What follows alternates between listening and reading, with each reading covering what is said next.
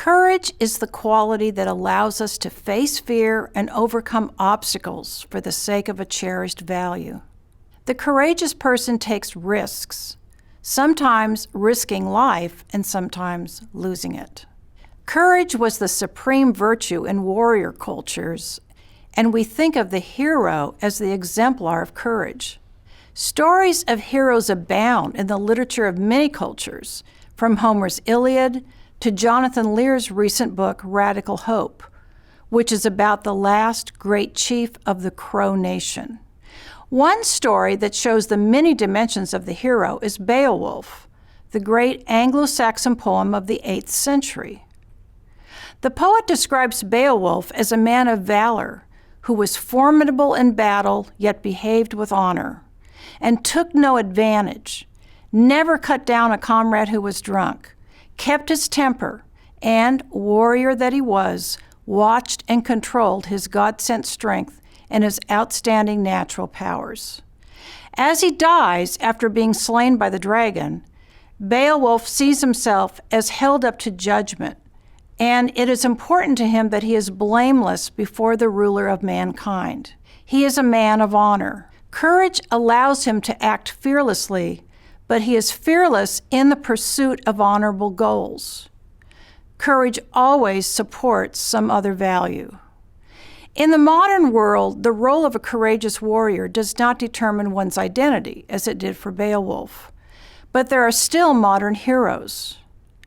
Earlier, I mentioned rescuers of Jews in the Holocaust.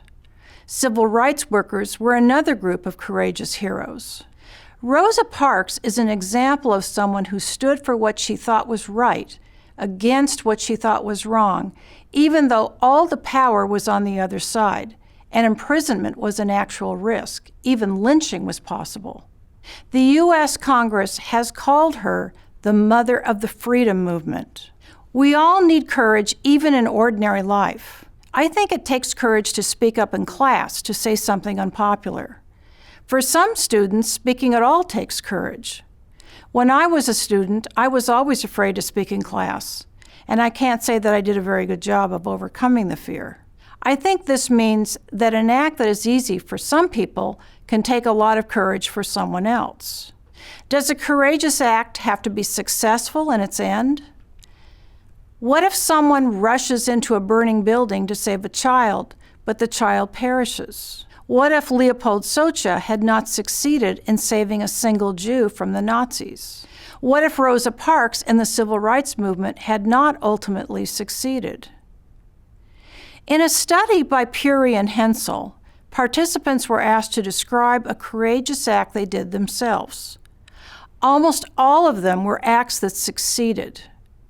The researchers got the same results when they asked the participants to name courageous acts done by others. And when the participants were asked to rank the degree of courage of different acts, they ranked successful acts as more courageous than the unsuccessful ones. This is an interesting result because it takes the same ability to overcome fear in an unsuccessful act as in a successful one. We would think that that ability is courage. What if the person who faces danger fearlessly acts for an evil end? I asked in a previous lecture whether the 9/11 terrorists were courageous. In a different study, Cynthia Puri and Charles Starkey studied people's answers to that question. They found conflicting reactions. Some participants said that calling the terrorists courageous means endorsing the attack and its ends, whereas others thought that it is the terrorist perception that is relevant to whether they acted courageously. Puri and Starkey propose that the term courage is used in two different ways. Sometimes it implies endorsement of the courageous person's ends, and they call that accolade courage. Sometimes it does not have that implication, and they call that process courage. I don't know whether it is necessary to invent two words to explain the conflicting reactions to the terrorists. We can talk about that in class. Aristotle thought that every virtue is a mean between extremes, where one extreme is an excess and the other is a deficiency in some emotion or pattern of behavior. Courage is a good example of this idea because courage seems to be in between cowardice and foolhardiness. The cowardly person has too much fear, and the foolhardy person has too little. So I agree with Aristotle that there are two vices opposed to courage.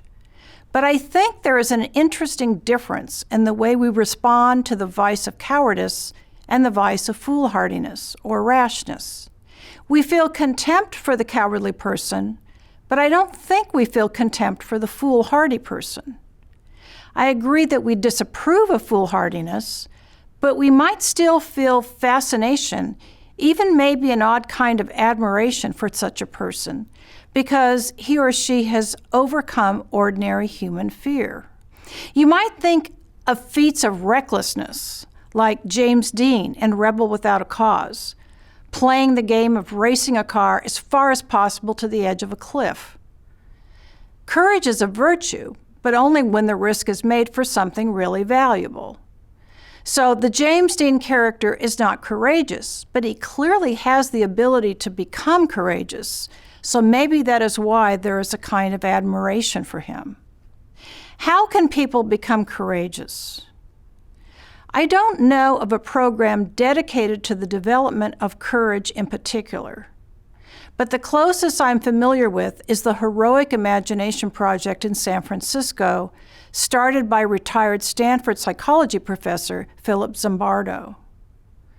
They have developed a number of programs designed to be useful in developing the skills needed to resist bullying, negative conformity, and mindless obedience. They apply research on social psychology in these areas to help people act wisely during challenging social situations. My own view is that exemplars of courage have an important role in leading people to emulate what is admirable in exceptionally courageous persons. There is beginning to be empirical research on exemplars and the use of exemplars in moral education. I am a consultant on several of these research projects and initiatives, and I will give you an opportunity to investigate the relationship between exemplars and moral learning in this course.